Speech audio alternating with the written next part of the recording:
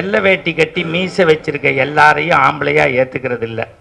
அர்ஜுன் சம்பத் மாதிரி நெஞ்சில பட்டதை நேர்பட பேசுறவரை தான் ஆம்பளையா நான் ஏத்துக்கிறது. நெஞ்சில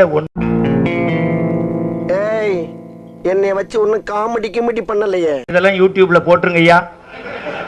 சிரிங்க சிரிங்கயா சிரிங்கயா.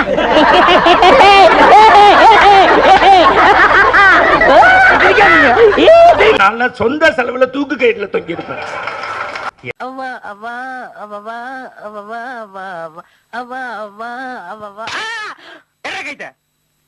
ஐயோ அதுவா வருதுயா. ஐயோ அதுவா வருது. வந்தா போப்பா சார், இதுக்கு நான் விஷம் குடிச்சு செத்துருக்கலாம். சாவு சாவும்ல செத்த பையில நீ நலமா இருந்தா ஒளிஞ்ச எனக்கு பத்தி நீ சாவும்ல செத்த பையில நீ நலமா இருந்தா. 30 வயசு ஆயிருக்கு. கடவுள் போட்ட பிச்சை.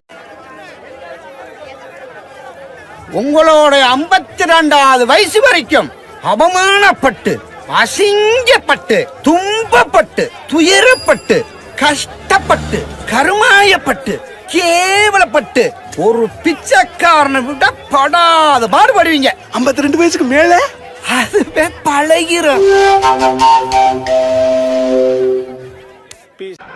ஏப்பா எனக்கு ஒண்ணும் தெரியலப்பா. நீங்க 7:30 கூட்டிடாதீங்கப்பா. நான் மத்தியானம்.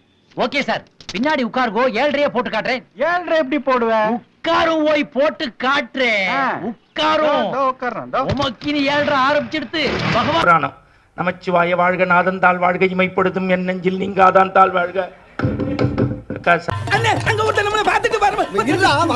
எனக்கு ஒரு மாதிரியாத்தான் இருக்கும். சரி வரும்போது 2000 4000 8000 அப்படின்னா அர்ஜுன் சம்பத் 2000 4000 ஐயா பைத்தியங்க. அவ்வளவு கப்சா விடுறான் சார். இப்ப எனக்கெல்லாம் பேச்சை தவிர ஒன்றும் தெரியாது. ஆனா கடவுள் போட்ட பிச்சை பேச்சினாலதான் நான் பேசி இனோவா காரை வாங்கியிருக்கேன்.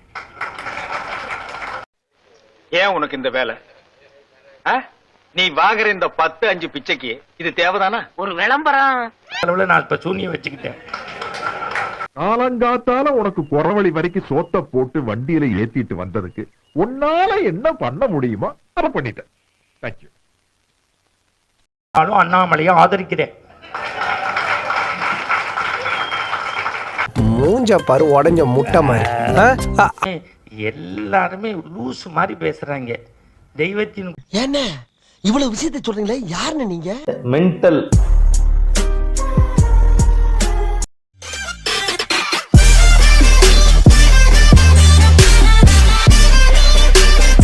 சின்ன சேனலுக்கு எதா இருந்தாலும் அது கொஞ்சம் ஆதரவு கொடுங்க. உங்க பொண்ணான கையை கொண்டு அந்த பெல்லில தட்டிடுங்க. அவங்களுக்கு சப்ஸ்கிரைபர் 5-10 ஏறுனா அவங்க மனசு சந்தோஷப்படும். அவங்க வீடியோவும் பாருங்க.